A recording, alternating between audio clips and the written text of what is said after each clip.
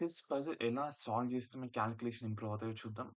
First మనకు board పైన ఆడేటప్పుడు టోర్నమెంట్స్‌లో టచ్ మూవ్ రూల్ ఉంటుంది. అందుకని మనం మైండ్‌లోనే కాలిక్యులేట్ చేసుకోవాలి ఏదన్నా. అది ఇంప్రూవ్ చేసుకోవడానికి పజిల్స్ సాల్వ్ చేయడం చాలా ఇంపార్టెంట్. ఇప్పుడు సింపుల్‌గా మనం కొన్ని పజిల్స్ సాల్వ్ చేద్దాం. ఫస్ట్ పజిల్ ఇది. Rook F1, bishop into F1, queen జీ1 mate okay.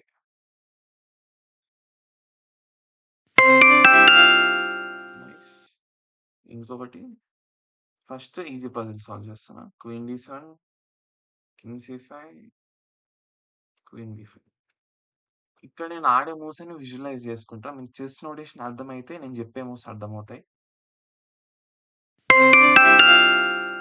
కొద్దిగా డెప్త్‌కెళ్దాం.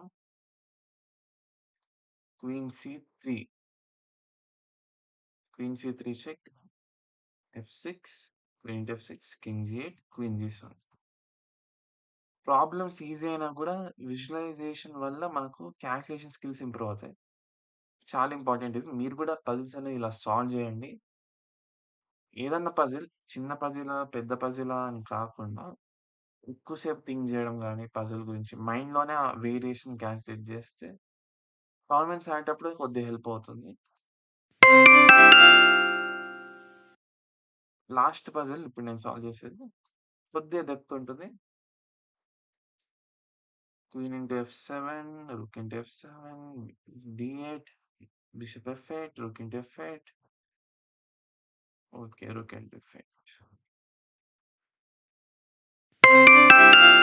ఇలా ఎంత పాసిబుల్ అయితే అంత కాలిక్యులేట్ చేయడానికి ట్రై చేయండి పజిల్స్ అనేది.